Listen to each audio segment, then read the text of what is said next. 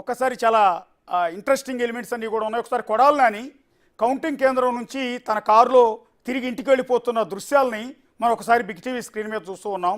కొడాలి నాని ఓటమి దిశగా దూసుకెళ్తున్నట్టుగా దీన్ని బట్టి మనకు స్పష్టంగా అర్థమవుతుంది. మీరు ఆ దృశ్యాల్లో కూడా చూడొచ్చు.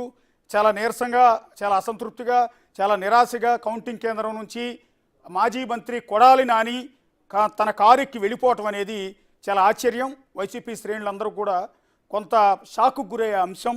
సో సాయంత్రం వరకు ఉండి లీడ్ చేయాల్సిన వ్యక్తి సో ఇప్పుడే కౌంటింగ్ కేంద్రం నుంచి బయటకు వెళ్ళిపోవడం. అక్కడ మార్గాని భారత్ వెళ్ళిపోయారు రాజమండ్రి నుంచి, ఇక్కడ కొడాలి నాని వెళ్ళిపోయారు. ఎస్, మా శివ చెప్పినట్టు మంత్రి విడుదల రజనీ అయితే ఇంతవరకు కౌంటింగ్ కేంద్రానికి రాలేదని చెప్తూ ఉన్నారు. సో జోగి రమేష్ కౌంటింగ్ కేంద్రానికి రాలేదని చెప్తూ ఉన్నారు. సో వైఎస్ఆర్ ప్రభుత్వంలో క్యాబినెట్లో ఉన్న మంత్రులంతా కూడా ఆల్మోస్ట్ మినిస్టర్లందరూ కూడా వెనకంజలో ఉన్నారు. ఒకళ్ళిద్దరు కాదు. చిత్తూరు జిల్లా పొంగనూరులో ఉన్న పెద్దిరెడ్డి రామచంద్రారెడ్డి నుంచి మొదలుపెట్టి మంత్రి రోజా నుంచి మంత్రి విడుదల రజనీ, అట్లాగే మాజీ మంత్రులు, అట్లా వెలంపల్లి శ్రీనివాస్, కొడాలి నాని, ఇట్లా ప్రతి ఒక్కళ్ళు కూడా ఆ శ్రీకాకుళం నుంచి సీదిరి అప్పలరాజు వెనకంజలో ఉన్నారు. అట్లాగే ధర్మాన సోదరులు వాళ్ళిద్దరూ ఇద్దరు అన్నదమ్ములు, ఒకళ్ళు మంత్రి అయితే ఒకళ్ళు మాజీ మంత్రి. సో వాళ్ళిద్దరూ లీడ్లోనే ఉన్నారు. అట్లాగే స్పీకర్ తమ్మినేని సీతారాం వెనుకంజలో ఉన్నారు. పెనమలూరులో మంత్రి జోగి రమేష్ వెనుకంజలో ఉన్నారు. అట్లాగే మచిలీపట్నం నుంచి మాజీ మంత్రి పేర్ని నాని పోటీ చేయట్లేదు, కానీ ఆయన తరపున ఆయన కొడుకు పేర్ని కిట్టి నుంచోబెట్టారు. సో ఆయన కూడా వెనుకంజలో ఉన్నారు. అంటే ఆల్మోస్ట్ ఎంటైర్ మాజీ మంత్రులు, ప్రెజెంట్ ఉన్న మంత్రులు, మాజీ మినిస్టర్స్, అట్లాగే ప్రెజెంట్ ఉన్న క్యాబినెట్లో ఉన్న మంత్రులు అంతా కూడా వెనుకంజలో ఉన్నారు. టోటల్గా ఇప్పటి వరకు ఉన్న అప్డేట్స్ ప్రకారం అయితే దాదాపు ఆంధ్రప్రదేశ్లో మ్యాజిక్ ఫిగర్కి అంటే విజయానికి చేరువలో టీడీపీ కూటమి కనిపిస్తోంది. దాదాపు 100 సీట్లకు దగ్గరలోకి టీడీపీ కూటమి చేరుకుంది. మెజార్టీ సీట్లు టీడీపీ గెలిచింది. జనసేన చాలా చోట్ల లీడింగ్లో ఉంది. బీజేపీ కూడా పోటీ చేసిన చోట లీడ్లో ఉంది. ఇప్పటికి 94 స్థానాల్లో టీడీపీ కూటమి లీడ్లో ఉంది. వైఎస్ఆర్ కాంగ్రెస్ పార్టీ 19 స్థానాలకు మాత్రమే పరిమితమైంది. అంటే 2019లో వచ్చిన రిజల్ట్ అనేది రివర్స్ అవుతుందా? టీడీపీ కూటమికి 150 సీట్లు వచ్చి వైసీపీకి 23 సీట్లు పరిమితం అవుతాయా? ఇదంతా ఓన్లీ జస్ట్ ఎగ్జాగరేషన్ మాత్రమే. అంటే ఇప్పుడున్న ట్రెండ్ను చూస్తుంటే అది కనిపిస్తుంది. 2019 ఎన్నికల్లో కూడా ఇదే రకమైన ట్రెండ్ కనిపించింది. టీడీపీ 19-20 స్థానాలు చూపించిన సందర్భంలో వైసీపీ అప్పటికే 100 స్థానం దాటేసింది. ఆ నేపథ్యంలోనే ఆ పార్టీకి 151 స్థానాలు వచ్చాయి. సో ఇప్పుడు మళ్ళీ రివర్స్ అయింది. ఇప్పుడు సైకిల్కి 151 స్థానాలు, 100 స్థానాలు దాదాపు ఇప్పుడు కనిపిస్తున్నాయి. వైసీపీ కేవలం 19 స్థానాలకు పరిమితమైంది. ఒకసారి చిత్తూరు జిల్లాకి వెళ్దాం. చిత్తూరు జిల్లాలో పెద్దిరెడ్డి రామచంద్రారెడ్డి మంత్రి, ఆ పార్టీలో కీలకమైన వ్యక్తి. ఒక విధంగా చెప్పాలంటే పార్టీలో నంబర్ 2 అని చెప్తుంటారు. ఆ ఎంటైర్ జిల్లా మొత్తాన్ని కూడా ఆయన శాసిస్తూ ఉంటారు. ప్రస్తుతం మంత్రిగా కూడా ఆయన ఉన్నారు. ఆయన పొంగనూరు నియోజకవర్గం నుంచి వెనుకంజలో ఉన్నట్టుగా తెలుస్తోంది. ఎందుకంటే చిత్తూరు జిల్లా మొత్తాన్ని లీడ్ చేయగలిగిన వ్యక్తి ఇప్పుడు తాను పోటీ చేసిన సొంత నియోజకవర్గం నుంచి వెనుకంజలో ఉన్నారు. ఆయన పైన పోటీ చేసిన చల్లాబాబు టీడీపీ అభ్యర్థి లీడ్లో ఉన్నట్టుగా ప్రస్తుతం ఉన్న అప్డేట్ బట్టి తెలుస్తుంది. అట్లాగే నెల్లూరు జిల్లా సర్వేపల్లిలో కాకాని వెనుకంజలో ఉన్నట్టుగా తెలుస్తోంది. శ్రీకాకుళంలో ధర్మాన బ్రదర్స్ ఇద్దరు వెనుకంజలో ఉన్నారు. అట్లాగే మంత్రి సీదిరి అప్పలరాజు వెనుకంజలో ఉన్నారు. ఏపీ మంత్రులందరికీ ఒక విధంగా షాక్. ఒకసారి నా కొలీగ్ నాగరాజు ఉన్నారు, నాతో పాటు యాడ్ అవుతున్నారు. నాగరాజు,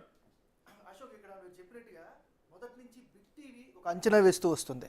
సర్వే ప్రకటించినప్పుడు కానీ, బిఫోర్ ఎగ్జిట్ పోల్స్ కానీ, ఆఫ్టర్ ఎగ్జిట్ పోల్స్ కానీ చెప్తూ వస్తుంది 120 స్థానాలకు పైచిలుకు. మీరు కూడా గ్రౌండ్లో జీరోకి వెళ్ళి చాలా చెప్పారు. నిన్న మొన్న కూడా మీ అనాలిసిస్ని కూడా అప్డేట్ చేస్తూ చెప్పినటువంటి పరిస్థితి. ఒకవేళ గనక ఇప్పుడున్న పరిస్థితుల ప్రకారం ట్రెండ్ గనక ఇదే కొనసాగితే ఎవరు ఊహించినటువంటి అనూహ్య ఫలితాలు కూడా వచ్చే అవకాశాలు ఉన్నాయంటూ కూడా బిగ్ టీవీ మొదటి నుంచి కూడా చెప్తూ వస్తుంది. దానికి అనుగుణంగానే ఇప్పుడు అప్డేట్ మనకు వస్తుంది. ముఖ్యంగా మీరు ఇప్పుడు చెప్పారు పెద్దిరెడ్డి విషయం తీసుకుంటే, పెద్దిరెడ్డి కేవలం ఒక ప్రాంత నాయకుడిగా కాకుండా ఆల్మోస్ట్ ఆల్ 2 జిల్లాల్ని, చిత్తూరు జిల్లా నుంచి పెద్దిరెడ్డి రామచంద్రారెడ్డి, ఇందాక నేను చెప్పాను, పార్టీని లీడ్ చేసే వ్యక్తి, పార్టీలో సెకండ్ ప్లేసు. ఆయన పొంగనూరు కాన్స్టిట్యున్సీ నుంచి ఇప్పటికే 3-4 సార్లు గెలిచారు. చంద్రబాబుపై పదే విమర్శలు చేస్తారు. చంద్రబాబు టార్గెట్ కూడా పొంగనూరు, అదే జిల్లాకు సంబంధించిన వీళ్ళిద్దరు క్లాస్మేట్స్ కూడా అనుకుంటా, బహుశా చదువుకునేటప్పుడు ఎస్వి యూనివర్సిటీలో వీళ్ళిద్దరు కాంటెంపరీ అనుకుంటాను. సో ఇప్పుడు అదే పొంగనూరు నుంచి పెద్దిరెడ్డి రామచంద్రారెడ్డి వెనుకంజలో ఉన్నట్టుగా మనకు అప్డేట్ తెలుస్తుంది. ఇది ఒక సంచలనం. ఇందాక నుంచి చెప్తున్నట్టుగా ఒక్కసారి దామోదర్ దగ్గరికి వెళ్దాం. దామోదర్, అశోక్, మీ జిల్లాలో చాలా ఇంట్రెస్టింగ్ ఎలిమెంట్స్ ఉన్నాయి. ఒకటి, పెద్దిరెడ్డి రామచంద్రారెడ్డి వెనుకంజలో ఉన్నారని మీరు అప్డేట్ ఇస్తున్నారు. అట్లాగే మీ జిల్లాకి సంబంధించిన మంత్రి రోజా పరిస్థితి ఏంటి? ఈ ఇద్దరు అప్డేట్స్ ఇవ్వండి. అశోక్, ఏదైతే ఉమ్మడి చిత్తూరు జిల్లాలో బిగ్ టీవీ అంచనాలు నిజమవుతున్నాయి, 10కి పైగా సీట్లు వస్తాయంటూ బిగ్ టీవీ చేసిన సర్వే ఖచ్చితంగా నిజమయ్యే పరిస్థితి కనిపిస్తుంది. మంత్రి పెద్దిరెడ్డి 2 రౌండ్లో వెనుకబడ్డాడు. తర్వాత 3వ రౌండ్లో కేవలం స్వల్ప ఆధిక్యత 45 ఓట్ల ఆధిక్యత మాత్రమే సాధించాడు. ప్రస్తుతం 4వ రౌండ్ కొనసాగుతుంది. మొత్తం మీద అయితే ఉమ్మడి చిత్తూరు జిల్లాలో ఇటు కుప్పం నుంచి అటు ఏదైతే కాళహస్తి నగరి వరకు టీడీపీ ఆధిక్యత మొత్తం అన్ని చోట్ల కొనసాగుతున్న పరిస్థితి. నగర్లో రోజా అయితే ఇప్పటి వరకు మొదటి రౌండ్ ఫలితాలు రాలేదు, కానీ అక్కడ పోటీ చేస్తున్న ఎంపీ అభ్యర్థికి సంబంధించిన ఫలితాలు వచ్చాయి. దానికి సంబంధించి ఏదైతే నగర నియోజకవర్గానికి సంబంధించి తెలుగుదేశం పార్టీ ఎంపీ అభ్యర్థి ఇప్పటికే 6,000 ఓట్ల లీడ్లో నగర నియోజకవర్గానికి సంబంధించి ఉన్నారు. అంటే ఈ విధంగా అదే రకమైన లీడ్లో తెలుగుదేశం పార్టీ అభ్యర్థి గాలి భానుప్రకాష్ కూడా ఉండే అవకాశం ఉంది. మొత్తం మీద చిత్తూరు జిల్లా వ్యాప్తంగా టీడీపీ ప్రభంజనం కనిపిస్తుందని చెప్పవచ్చు. 1994లో మాత్రమే టీడీపీ పూర్తి స్థాయిలో ఇక్కడ ఆధిక్యత కొనసాగించిన పరిస్థితి. ఆ తర్వాత చంద్రబాబు నాయుడు సీఎంగా కొనసాగినప్పటికీ ఏసారి కూడా పూర్తి స్థాయిలో ఆధిక్యత లేదు. కానీ ఇప్పుడు 2024 ఎన్నికల్లో మాత్రం తెలుగుదేశం పార్టీ ఒక ప్రభంజనాన్ని ఇక్కడ సృష్టిస్తుందని చెప్పవచ్చు. ముఖ్యంగా ప్రతి నియోజకవర్గంలోనూ లీడ్లో కొనసాగుతుంది. ఏదైతే నగరి, కాళహస్తి, తిరుపతి, చంద్రగిరి, అదేవిధంగా చంద్రగిరి నియోజకవర్గాన్ని తీసుకుంటే ఇప్పటి వరకు గెలవక 25 సంవత్సరాల పైగా అవుతుంది. మొత్తం మీద అయితే ప్రతి నియోజకవర్గంలోనూ తెలుగుదేశం పార్టీ ఆధిక్యత పూర్తి స్థాయిలో కొనసాగుతుంది. కేవలం పెద్దిరెడ్డి రామచంద్రారెడ్డి 2 రౌండ్లలో వెనుకబడి 3వ రౌండ్లో 45 ఓట్ల ఆధిక్యత మాత్రమే సాధించిన పరిస్థితి. మరోవైపు పీలేరులో ఏదైతే నల్లారి కిరణ్ కుమార్ రెడ్డి సోదరుడు దూసుకుపోతున్నాడు. అదేవిధంగా రాజంపేట పార్లమెంటు పరిధికి సంబంధించి ఒక 3 నియోజకవర్గాల్లో ఏదైతే పీలేరు, పుంగనూరు, అదేవిధంగా మదనపల్లి నియోజకవర్గాల్లో కిరణ్ కుమార్ రెడ్డి పార్లమెంటు అభ్యర్థిగా లీడ్లో ముందుకు వెళ్తున్న పరిస్థితి. అదేవిధంగా రైల్వే కోడూరు నియోజకవర్గంలో జనసేన పార్టీ ఆధిక్యతలో ఉంది.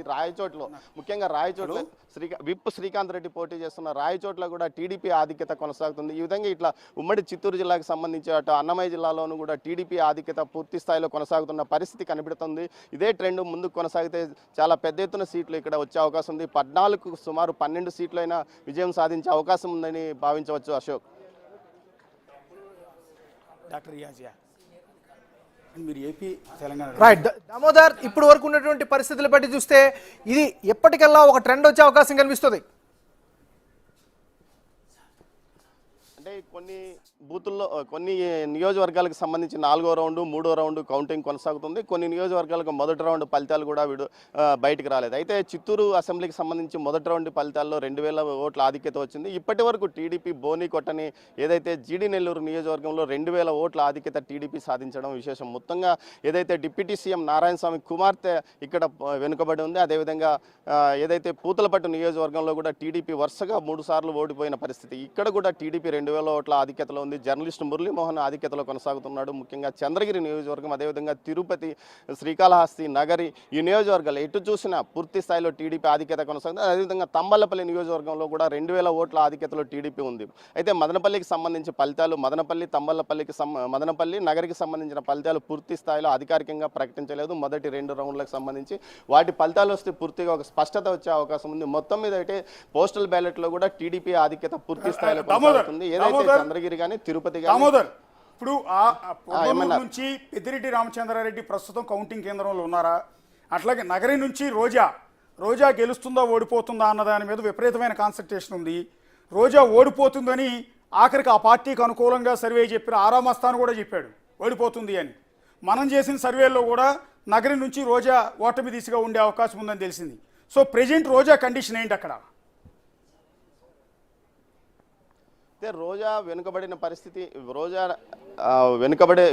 వెనుకంజలోనే కొనసాగుతుంది. అయితే పెద్దిరెడ్డి స్వల్ప ఆధిక్యతలో ఉన్నాడు. అయితే రోజా కానీ అదే పెద్దిరెడ్డి కానీ ప్రస్తుతానికి కౌంటింగ్ కేంద్రంలో లేరు. వారు ఆధిక్యతను బట్టి ఇక్కడికి వచ్చే అవకాశం ఉందని తెలుస్తుంది. మొత్తం మీద అయితే చీఫ్ ఏజెంట్లుగా ఉన్నవారు ఎలక్షన్ కౌంటింగ్ నిర్వహిస్తున్నారు. అయితే ఇప్పటికి తెలుగుదేశం నాయకులు మాత్రం ఏదైతే అమర్నాథ్ రెడ్డితో పాటు మిగతా నాయకులంతా కౌంటింగ్ కేంద్రాల్లో ఉన్న పరిస్థితి. అయితే కుప్పంలో కొంత మొదటి రౌండ్లో తెలుగుదేశం పార్టీ అధినేత చంద్రబాబు నాయుడుకు కేవలం 800 ఓట్ల ఆధిక్యత మాత్రమే కొనసాగుతుంది. మిగతా నాయకులంతా జిల్లాలో మిగతా నాయకులంతా 2,000, 1,100, 1,500 ఓట్ల ఆధిక్యతలో కొనసాగుతుంటే చంద్రబాబు నాయుడే కొంత ఆధిక్యత మొదటి రౌండ్లో తక్కువగా ఉందని చెప్పవచ్చు అశోక్. అయితే పెద్దిరెడ్డి రామచంద్రారెడ్డి అదేవిధంగా రోజాలు పరిస్థితిని బట్టి ఇక్కడికి వచ్చే అవకాశం ఉందని తెలుస్తుంది.